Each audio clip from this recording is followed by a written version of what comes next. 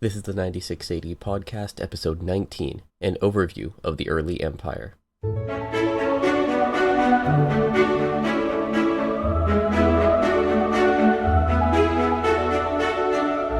This episode is the first part of an eventual two-part episode discussing the deification of Roman emperors.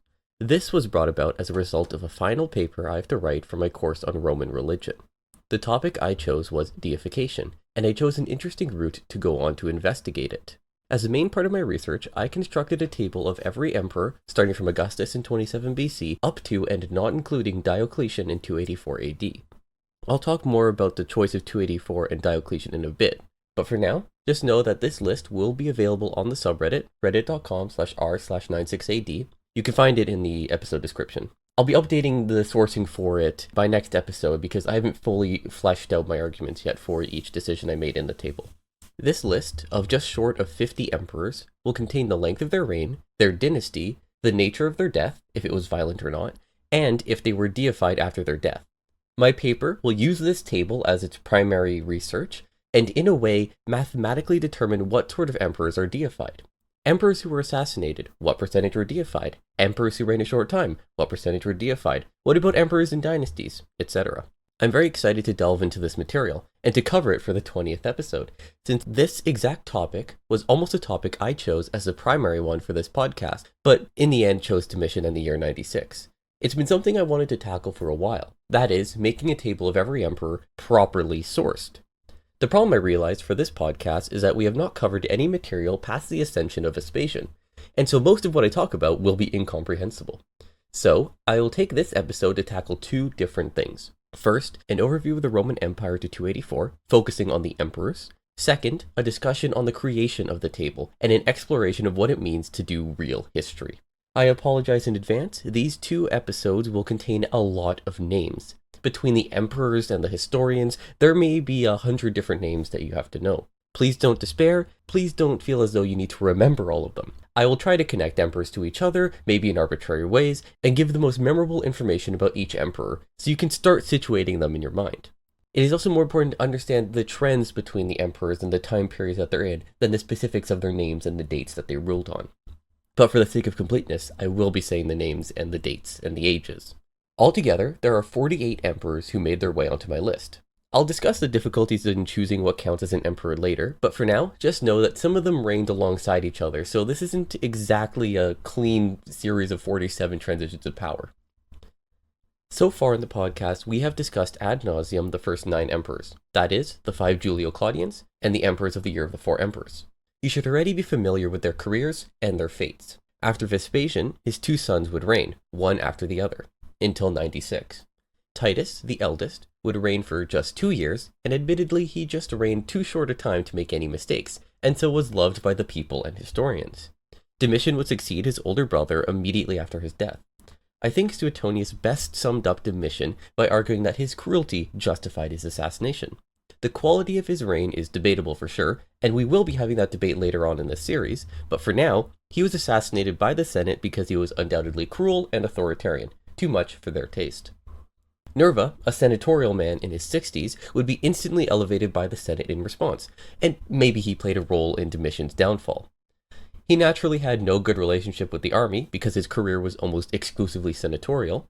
Nerva was forced to then placate the army by appointing their favorite, Trajan, to be his heir.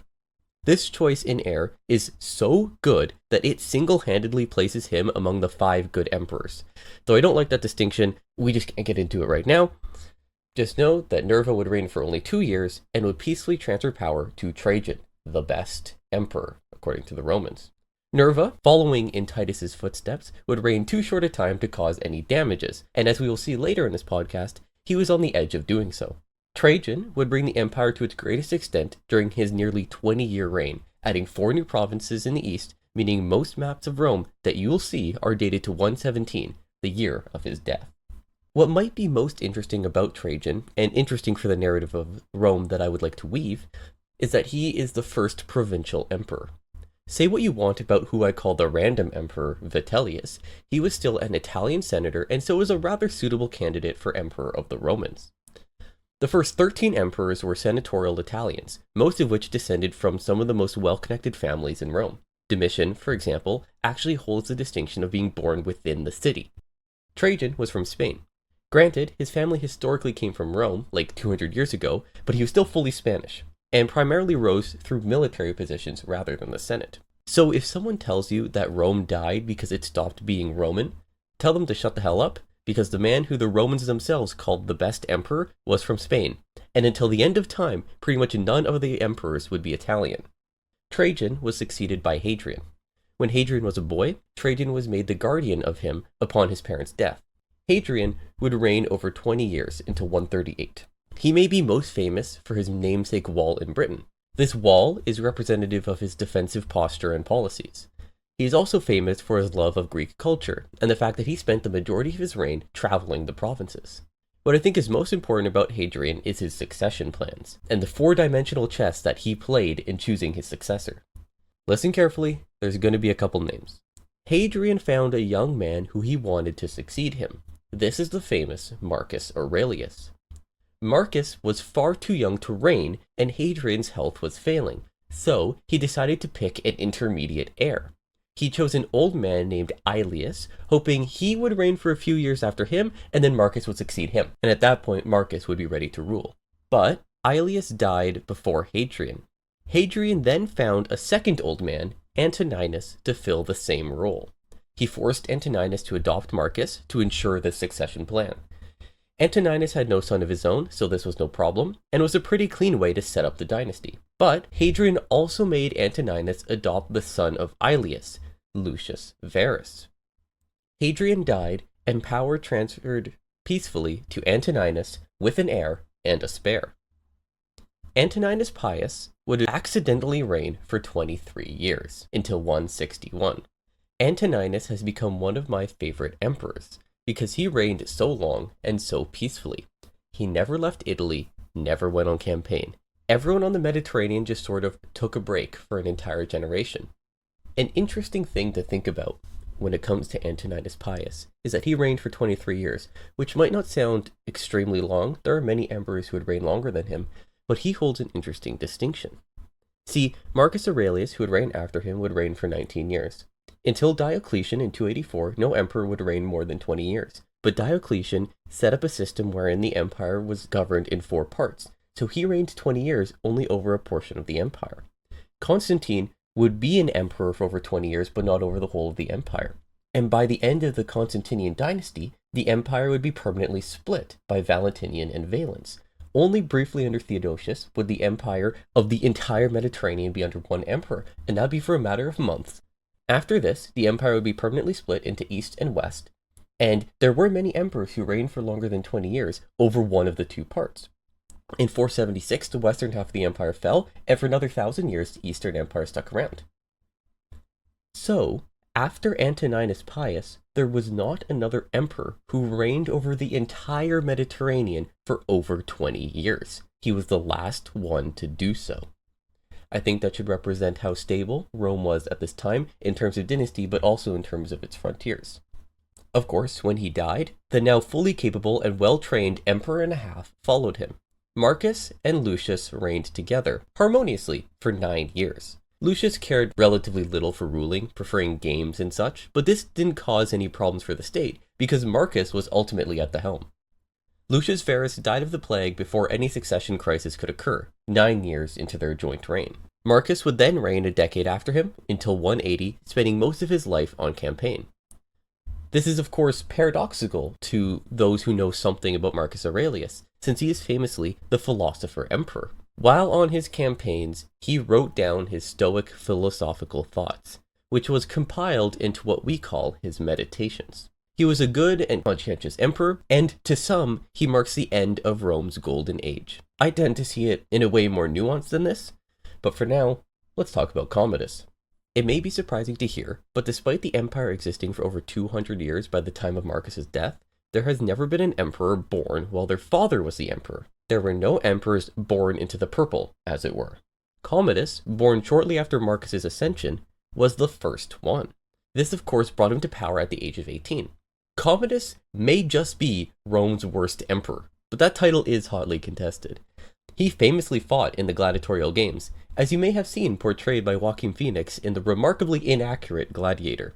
I won't delve into that film here, but just know that Commodus did actually fight in the games.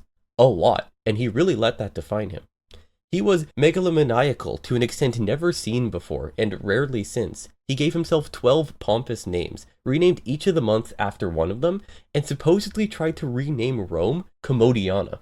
He was assassinated on New Year's Eve of 192, after ruling a dozen years, a dozen too many for my taste, and surviving many assassination attempts beforehand. Now, this brings us into what is known as the Year of the Five Emperors. Of course, 193 AD really only had 3 emperors, since the other 2 never really had full control. It's actually quite simple, so don't be discouraged and try to keep up. Commodus was murdered on New Year's Eve 192. A general named Pertinax was elevated by the Senate in a move similar to Nerva after Domitian's death, and the Year of the Five Emperors started on January 1st. Pertinax, similar to Galba in these respects of being a senatorial general, was also similar to Galba for his poor decisions in frugality. Pertinax met his fate very quickly because he didn't pay the Praetorian Guard, and died after just 3 months on the throne. Now, the Praetorian Guard decided that they wanted payment, so they decided that the man who would provide the biggest bonus should be emperor. In one of the craziest stories in all of history, let alone Roman history, Didius Julianus was proclaimed Emperor of the Romans as a result of an auction. He literally purchased the empire from the imperial bodyguards. The title that granted full control over the entire Mediterranean, the largest empire on earth, was sold to the highest bidder. In what I think is a relatively reasonable response, 3 different provincial generals revolted in response to this. 2 of them wouldn't be successful, but the one who matters is Septimius Severus. Didius Julianus reigned just as long as it took Severus to march on Rome. Septimius Severus was proclaimed emperor by the Senate, Julianus was killed, and the Severan dynasty was established. Septimius Severus was North African, which is cool, and the rest of his dynasty would hail from North Africa or Syria, just to demonstrate how the emperors of the Romans could come from anywhere. Severus was through and through a martial emperor. He continually campaigned and significantly raised soldier pay. He would die on campaign in 211, passing the empire to his 2 sons. Unlike Lucius Verus and Marcus Aurelius, these 2 boys did not get along. Geta and Caracalla, the sons of Severus, hated each other. The palace was literally split down the middle between the 2, as the juvenile emperors squabbled over who controlled what. Geta was killed by Caracalla personally, in front of his mother, not long after their ascension. Caracalla would then reign alone for 6 years. There's a few interesting things to note about Caracalla. First, his reign was filled with cruelty and he is generally despised. Second, in a scheme to make more tax money, Caracalla issued an edict wherein everyone living within the borders of the empire, aside from slaves and women of course, would become citizens. This made Rome more similar to a modern country, which is pretty neat. The third, maybe slightly less consequential thing about Caracalla is the name we call him. For surprisingly the second time, we have a Roman emperor who we refer to by a piece of clothing. Caracalla is named after the type of cloak he wore. Recall that Caligula was named thus for the cute army boots that he wore as a child. I see some similarities between the 2 in the way that they ruled and came to power, so maybe this is a way in which we just remember these type of bad emperors. Caracalla would be assassinated by the Praetorian prefect, the head of the Praetorian Guard. Macrinus was his name, and his short reign for just about a year would have 2 very important ramifications. First, he was the first non-senatorial emperor, who's from the class just below senatorial, equestrian. Even 23 emperors in, we only had aristocratic senatorial emperors. What we'll see further into Rome's history is that less and less emperors would come from this senatorial class, and the first equestrian emperor demonstrates that shift. What this also means is that Macrinus was the first usurping emperor who had no senatorial career. He was built entirely and exclusively from the military. Trajan and Vespasian, among all the other martial emperors we have seen, were at least consuls and governors before their time in the purple. The second interesting thing about Macrinus is that he is the first emperor to never visit Rome during his reign, which he did not do by choice. He just didn't reign long enough to get there. What stopped Macrinus from getting to Rome was the rest of the Severans. So far, the Severan dynasty included Septimius and his 2 sons, Geta and Caracalla.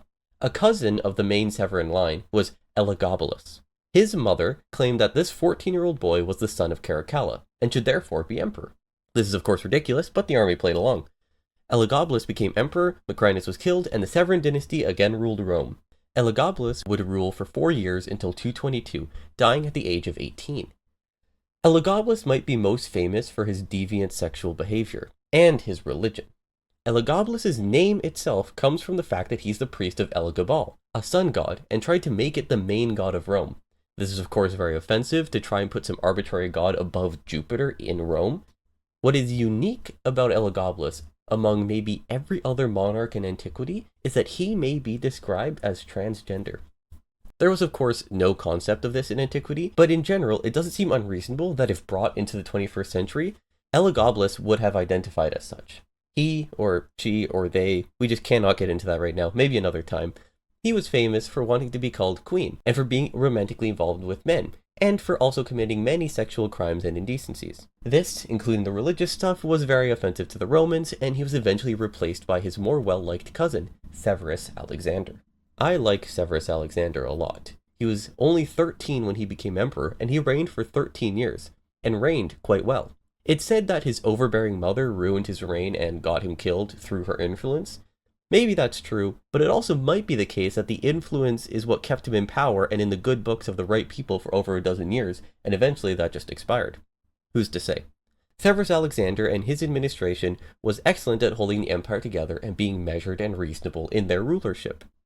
Though he never did like military matters, and became dangerously unpopular with the army. He would end up being murdered by his troops at the command of Maximinus Thrax. The year is 235 AD, and we're entering easily the most complicated period in Roman history. From now until 284 AD, a period of less than 50 years, there will be 22 emperors.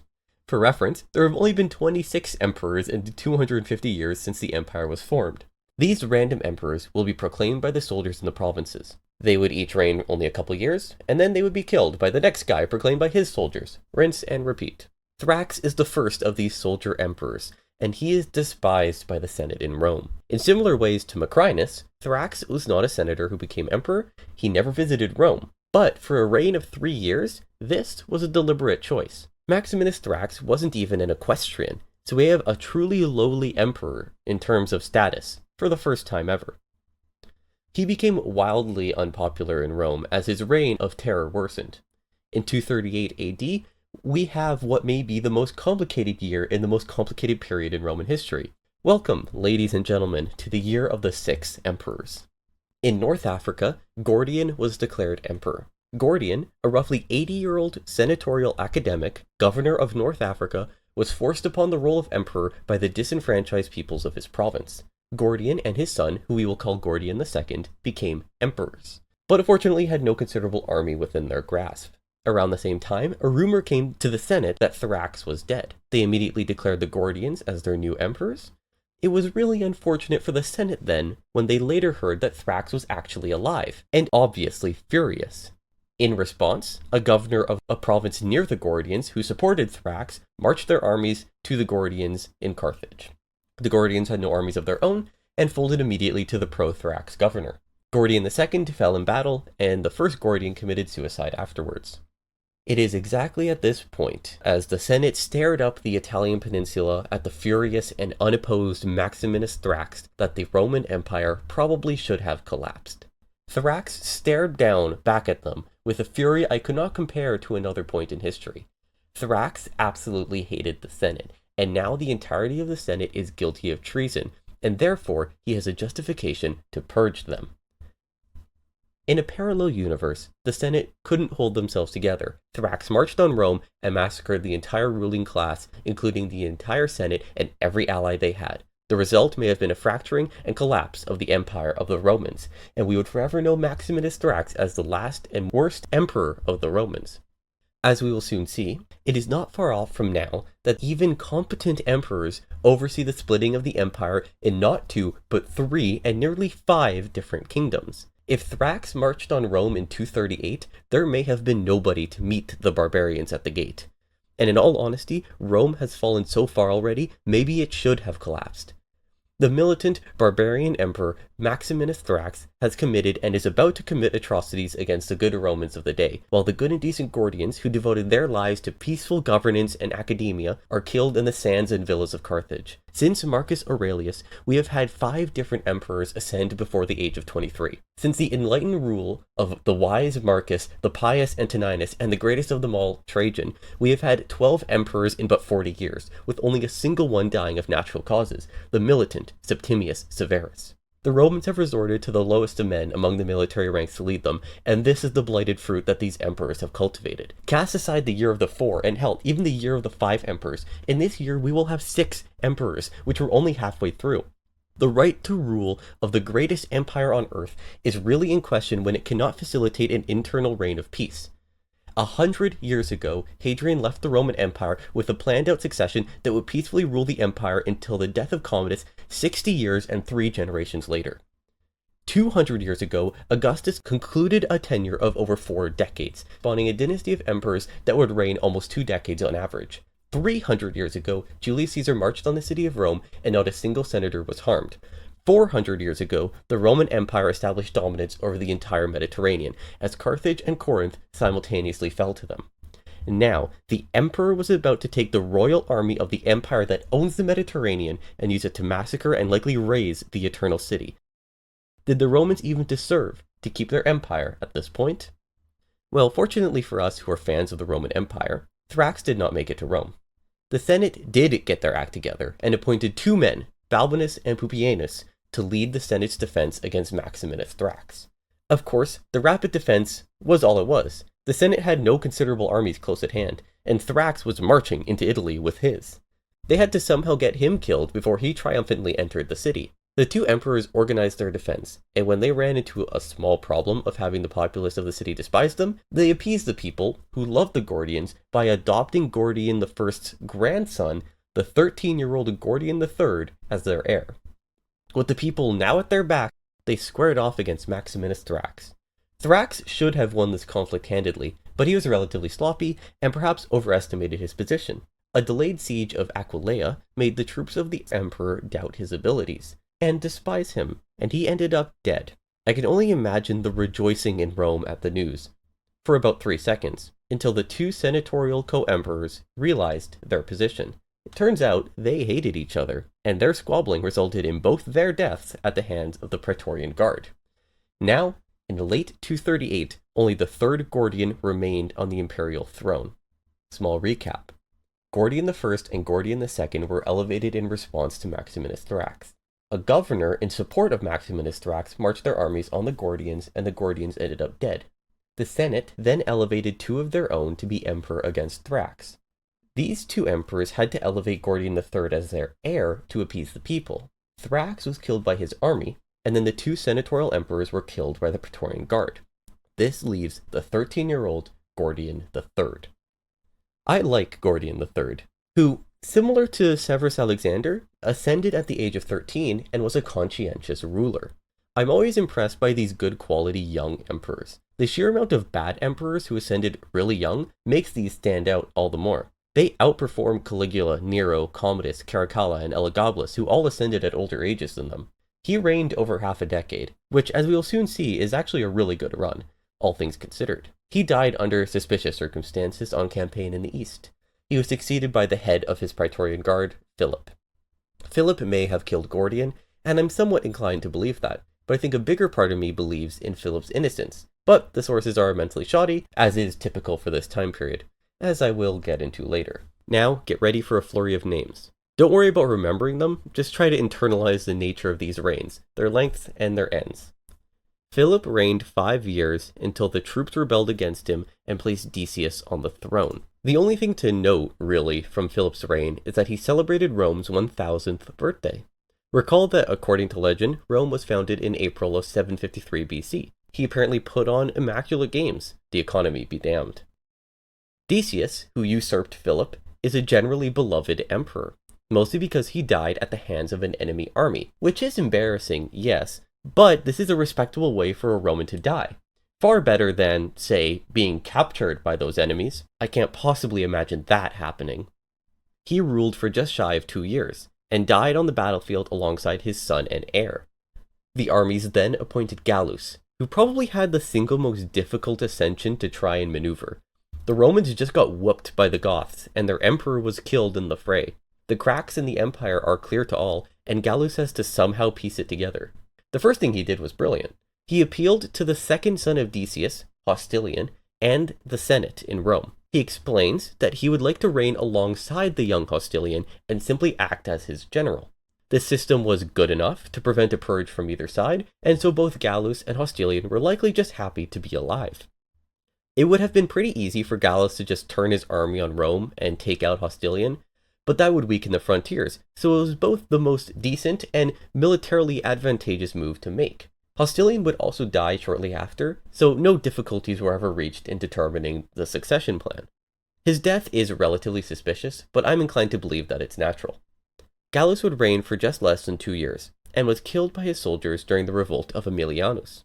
Aemilianus' troops declared him emperor, Gallus died, and then Aemilianus' troops killed him the second Valerian reached them. Valerian was the most distinguished man of the empire, and after hearing of Gallus' death, he revolted against Aemilianus. Aemilianus' men instantly regretted their decision, given the prestige and ability of Valerian. After the recently deceased Decius, Valerian was easily the most respected man of the empire. Valerian became emperor, and for a minute, we'll have slightly less names. For now, it's 253, and let's do a little bit of a recap.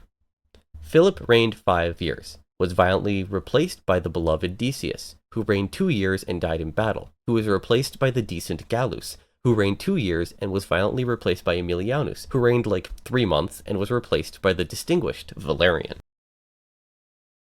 Valerian immediately appointed his son Gallienus as co-emperor. Gallienus was like 35, and so was therefore a reasonable age to fully aid his father in ruling the empire, and took an active role from the start. This dynasty would rule Rome for 15 years, which is incredible.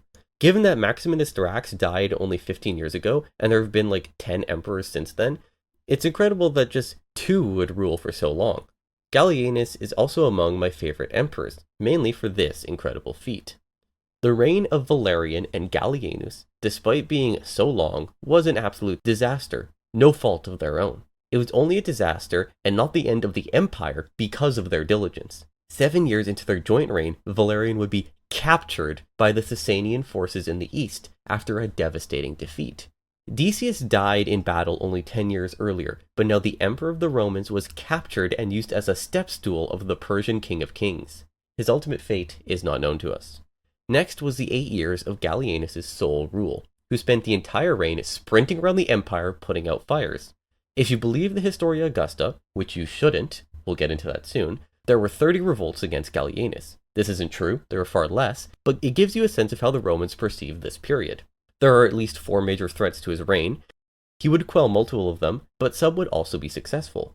For one, some of the western provinces would entirely secede into a Gallic empire, and a Roman-ish city in the eastern desert would eventually conquer a portion of the eastern empire for themselves. Gallienus oversaw the empire split into 3, but kept what he had together, which is actually incredible. Most incredibly, he would dodge assassinations for all these years. Eventually his luck would catch up to him though. He would die after 15 absolutely restless years on the throne, and he was killed by his troops. His successor may have killed him, but we just don't know. His successor is another beloved emperor, because of how they died. This will shock you. He died of natural causes. Claudius Gothicus ruled for 2 years, ascending to the throne by unanimous decision of the army. He was the most beloved commander of the soldiers at the time. He would die of the plague 2 years into his reign. This is extra remarkable because aside from the suspicious cases of Valerian, Hostilian, and Gordian III, the last emperor for sure died of natural causes was Septimius Severus, almost 60 years ago. The second in command of Claudius Gothicus in 270 AD, Aurelian, was put into the imperial position after a brief skirmish. Aurelian would reign for 5 years, a highlight among emperors of this time for his sheer ability and impact over those 5 years. His 5-year reign oversaw the crucial walls built around Rome, a reorganization of the monetary system, which ultimately achieved little aside from decentralizing it from Rome, and the reunification of the empire after it fractured under Gallienus. He spent his reign traveling to the east, pummeling the seceded kingdom there twice, then returned to the west and subjugated the Gallic Empire. He would be hailed as the restorer of the world by the Senate, and a claim comparable only to Trajan's title of Optimus Princeps. Aurelian would be murdered in 275 in a miscommunication. Try your best to listen up, this gets a bit confusing. A disenfranchised administrator forged letters that convinced the higher-ups in the army of Aurelian that Aurelian was going to kill them, so they killed him first. This put them in an awkward position after his death, however, since the origin of the plot eventually became evident, and anyone who was responsible for the death of the best emperor ever is certainly about to get themselves killed by the army. That administrator who caused it all was killed, of course, but now the soldiers among Aurelian's army kind of stared at each other while they figured out who was in charge next. See, it would seem too much as though you killed Aurelian if you seized power right now. So, nobody on hand wanted to take control, which was the typical way these kinds of things were resolved. The Senate also didn't feel confident in appointing the emperor, since the last time this happened they both got murdered after 3 months, and they weren't exactly feeling confident in themselves to choose someone that the army would like. Eventually, though, the Senate would acquiesce and appointed Tacitus. This Tacitus is in no way, that we know of, connected to the historian. This is just a coincidence. This emperor, very reminiscent of Nerva, was old and senatorial. The army had no love for him, but despite this, it appears that he died of natural causes half a year into his reign. His brother would succeed him, but ultimately one of Aurelian's generals, who wasn't on site at the time of Aurelian's death, took charge. This would be Probus, another one of my favorite emperors. The empire is on the road to recovery, and so Probus's massive army had nothing to do. It was a peaceful time, and Probus would boast about how soon there wouldn't even be a need for soldiers, placing Probus thousands of years ahead of his time. The troops, whose seditions would grow as they lounged around or were put to hard labor, eventually killed him after 6 years in charge. What's interesting to think about, however, is that after 6 years on the throne, only 3 emperors reigned longer than him in the last 50 years. These would be Gordian III at 6 years as well, Valerian at 7, and Gallienus at 8 on his own. Probus's death may have been caused by his successor Carus. Carus was another military man who would reign a year, and maybe died as a result of a lightning bolt, which is crazy. His sons, Numerian and Carinus, would inherit the throne from him. His sons would each die in the next 2 years, the last at the hands of the ultimate successor. This successor was Diocletian. Diocletian is an awesome figure, and like so many others, I'd love to talk about him. We just don't have the time right now. He may be one of the most crucial figures in Roman history, or all of world history, that doesn't get talked about as much as he should be. For now, though, this is where the narrative ends. That's it, 48 emperors and over 300 years of history. I would like to briefly discuss the major themes to tie this all together and the way that I see the Roman Empire. As I see it, there's 3 distinct periods here. First, there's the early dynasties that bring us from Augustus to Domitian, encompassing the Julio-Claudians, the 69 AD emperors, and the Flavians.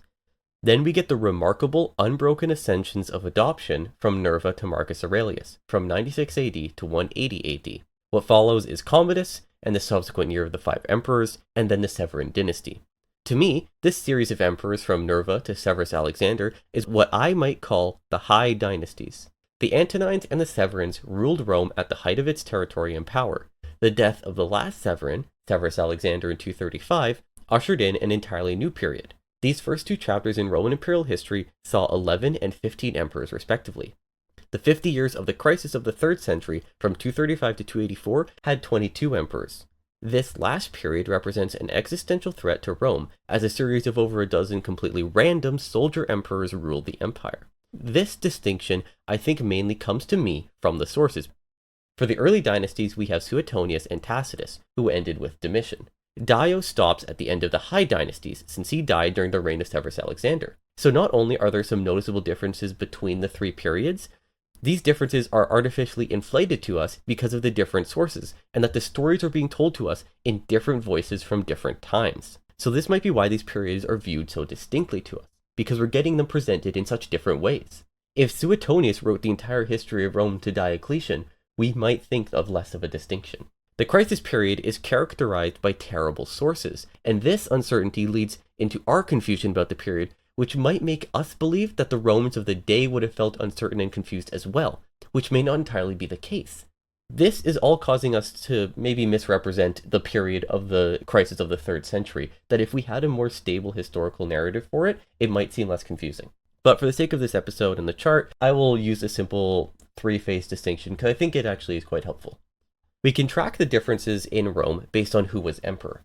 For the early dynasties, we had well-connected senatorial families on the throne. There was an emphasis on political and social connections between families and influential people in the Roman world. Next, we have the high dynasties. The focus largely stayed similar, a focus on dynasty and connections. A significant difference may be seen in the ascensions of Elagabalus and Severus Alexander. As I see it, the ideas of dynasties are strengthened by the Romans at this point. There is no policy that an emperor needs or even should be the relative of a previous one, but the Romans slowly developed into the same trap as many other kingdoms, relying on dynasties. The 14 and 13-year-old emperors represent a new low point for the extremes that dynasties will bring the empire. The young emperors in the Julio-Claudians were at least very closely related to and are the heirs of their predecessors. In the Severan period, disconnected 14-year-olds can become emperor when their mom lies about their connection to dead emperors and usurp the sitting emperor. As the empire progresses, we will see more and more random dynastic emperors, and they will only get younger and younger. The regency of these boys will become effectively the pivotal component of the palace politics of the Roman Empire until the 15th century. Furthermore, we saw more generals ascend to the imperial throne as time went on, and the complete change from Italian to provincial emperors. Starting with Trajan, the second emperor from what I call the high dynasties, the number of Italian emperors can be counted on like one hand. Finally, we have a crisis. All rules are completely thrown out the window as emperors won't even be a part of the equestrian class in the crisis of the 3rd century. They'll never visit Rome, they'll murder their predecessor, and are murdered by their successor a couple years later. So you could say that the early dynasties represent Italian emperors, the high dynasties represent the shift to provincial emperors, with the crisis period being composed almost exclusively of provincial military emperors. In the 3rd century crisis, Rome fractures and nearly collapses, with a series of surprisingly good emperors in Gallienus, Claudius Gothicus, Aurelian, and Probus, who saved the day and patched the empire back up for Diocletian to radically reform it so it could last another 1,000 years. I end at Diocletian for a number of reasons. First, Diocletian's reforms introduced the tetrarchy, the system of dividing the empire between 4 emperors. So, the narrative becomes exponentially more difficult to track, with a series of parallel emperors. The tetrarchy doesn't actually last too long, but it does lead to the domination of the whole empire by Constantine. Constantine adds the second small wrinkle, as he was a converted Christian. After Constantine, emperors would be Christian, and therefore deification is absolutely out of the question. Off the top of my head, the only emperor after the ascension of Diocletian to be deified is Galerius, and so I find it not worth it to investigate deification at this time, since it really fades out after Aurelian. So, my narrative will track the deification of the emperors from the start of the empire to its peak, to its almost collapse, to its recovery, and not past its recovery stage, because this is also when it becomes Christian. And there you have it, a summary of the early imperial history of Rome. We all know I can struggle to keep things concise. Given that I struggle to fit the story of Julius Caesar into 8,000 words for an earlier episode, it should demonstrate how remarkable it is that I fit all this history into, well, a bit less than that. All of what I just said has surely exited your mind, as the flurry of names came and went. Don't worry too much about that. It will take time to fully situate yourself in Roman history. After staring at the table of the emperors for a week straight, delving into the sources for each, I can tell you more about each of these emperors than I ought to know. That brings me into the next topic, the table. Just a reminder, the table will be on the subreddit, go have a look. If you'll recall, all that I was trying to accomplish was to create a master table of every emperor before Diocletian, list their reign length, age at death, dynasty, nature of death, and if they were deified. This was an exercise that I incorrectly thought would be relatively simple. I was lulled into this false idea because the early emperors were very easy to get information for. In fact, it would get harder as time went on. Suetonius and Tacitus, with support from Cassius Dio, accurately recorded the exact length of every emperor's reigns and the natures of their death. There is little to debate about the simple qualities of the emperors up to Domitian, aside from perhaps debating if Tiberius, Claudius, and Titus were poisoned or not. After the death of Domitian, and Suetonius and Tacitus leave us, the task becomes next to impossible. The first problem I encountered was Nerva himself, literally the next emperor after this, as there was a disagreement on his age, if he was 63 or 66. This threw the first wrench into my plans, as I wanted to compare young and old emperors as one of the things to talk about for deification. I relied on Dio for the next couple emperors, and we will have Dio until Severus Alexander. Dio is of course very fragmentary at times, and critical pieces of information are just not existent anymore to us. What we have alongside Cassius Dio is the Historia Augusta. The Historia Augusta, which chronicles the reign of the emperors from Hadrian up to Diocletian, is on the face of it exactly what I need. The problem is it is comically inaccurate. Arguably the most fun ancient source to read, the Historia Augusta will blatantly lie to you, make things up, and be proud of it.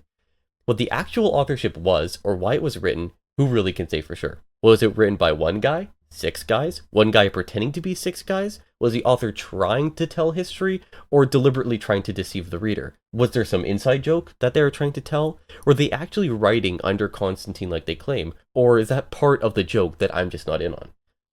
I like to think that it's all a con. And as I sit here, 1700 years later, bashing my head against the wall because they made another story up, I imagine the author looking down on me from the afterlife, and they could not be happier that they've pulled off the longest running practical joke in the history of the world. I love the Historia Augusta. I wouldn't trade it for the world, but it has made the past week of my life very difficult. For the crisis of the 3rd century, we lose Dio.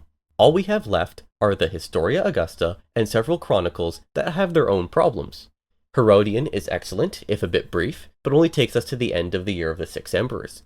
Aurelius Victor is awesome, chronicling every single emperor from Augustus, but some emperors are only treated with a sentence or two, and contain none of the information I'm looking for. The brief and sporadic accounts I have from Eutropius, Eusebius, Zosimus, and the unreasonably difficult to find online Zonaras are enough to fill the gaps.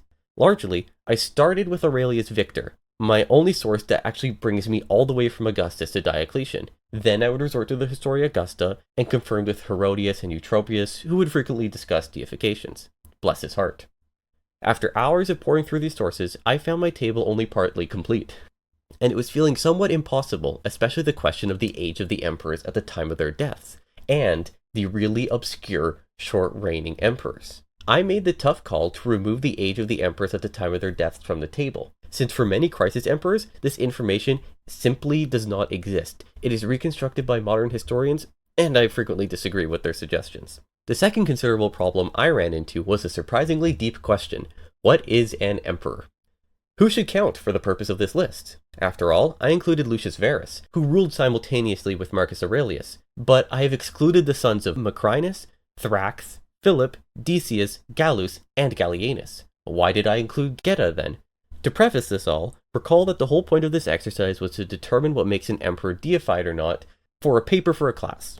While it is true that the sons of beloved emperors would be deified alongside them, and the sons of hated ones were not, so they could provide more data points, it's not exactly the question I'm looking at.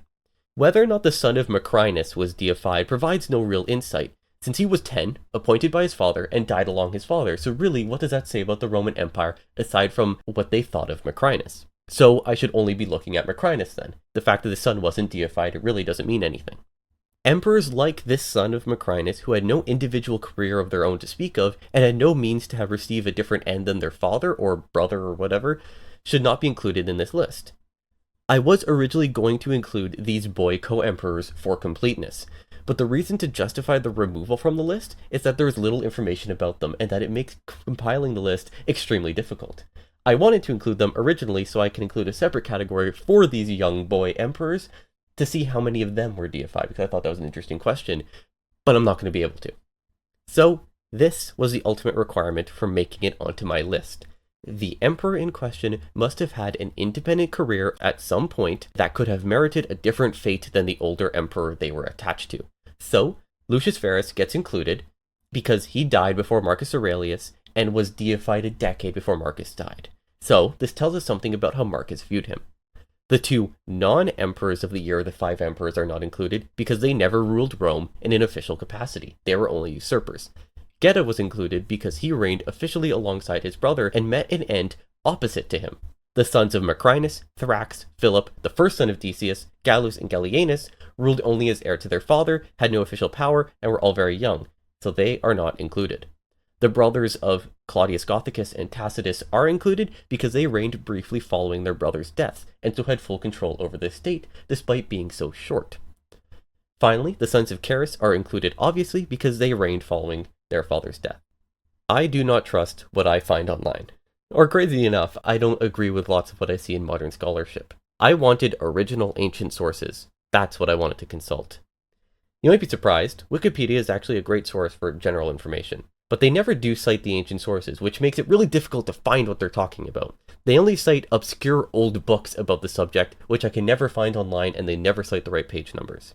I found myself increasingly frustrated as books would not cite ancient sources, would cite them wrong, or get things wrong themselves. I would double check things like dates and ages on Wikipedia, since it contained the modern consensus on what date someone reigned or how old they were when they died. And I found myself disagreeing with what they were saying or unable to find a citation for it. I modified 3 different Wikipedia pages of emperors whose deaths were misrepresented from what I found in the ancient sources. One thing that they frequently got wrong was claiming emperors were damned after their death. The damnation of memory is a whole nother can of worms that I will get into eventually. A future anger-filled historiography lesson about terminology I think is outdated and misused. It was misused on these Wikipedia pages, so I changed them. We just can't get into this now. This episode is already far, far too long. What I mean to convey to you is that scholarship in ancient history isn't as pristine as you might think. My experience has been tracking down trails of footnotes that ultimately lead to no substantial sources. Citation is infrequent and wrong, and I've more than once had to track down the proper citation because incorrect line numbers are used or things like that. I decided to fully rely on ancient sources for this list because of how poor the scholarship for this period was, and I didn't trust myself to sift through to find what I need. I decided to use a more direct approach, and that was to use these ancient sources. An interesting fact is that at the university I go to, the biggest university in Canada, there is no one who studies this period. There was no one I could talk to ask about this, because no one studies this, and so the scholarship is really minimal and really bad. I ran into similar problems with my research on Virginius, because I was looking into things that no one has thought of.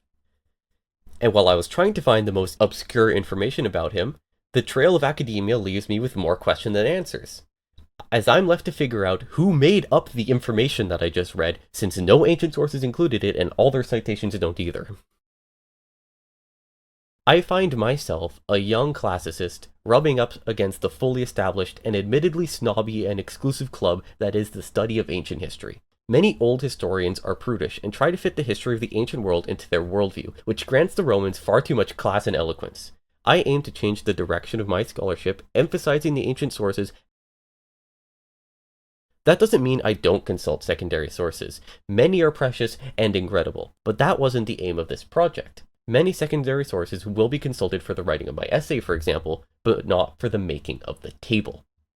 One thing that you'll find that ancient historians do, especially in the far past, is mostly been corrected in modern times, but in like the 60s and stuff, they'll translate ancient letters and writings and give it nice, pretty, flowery language, and leave out the fact that Mark Antony was swearing a whole bunch in his letters to Octavius. Put in the swears in your translation. That's an important part of it. Mark Antony was being vulgar, so you should put that he was being vulgar. Don't put it in flowery language. It makes no sense. And this is kind of the way that ancient historians, especially in the past, have treated ancient history. Everything needs to be flowery and pretty and poetic and live up to my expectation of what the honorable Romans did in the past, when, let's be honest, the Romans sweared at each other and watched gladiator games. Fans of the History of Rome podcast, which I do suggest you all listen to, may be familiar with Mike Duncan saying that he isn't a historian. He talked about how historians are the people who comb through the ancient sources to find the smallest details to learn something new, and all that he does was summarize people's work for his podcast and his book. I'm in the same space as Mike, summarizing the work of others while also critically thinking about the history that I'm summarizing, of course. I find myself, in the construction of this table and the work that I'm doing for the Virginius project, for the first time really towing that line, because I really am digging into these ancient sources.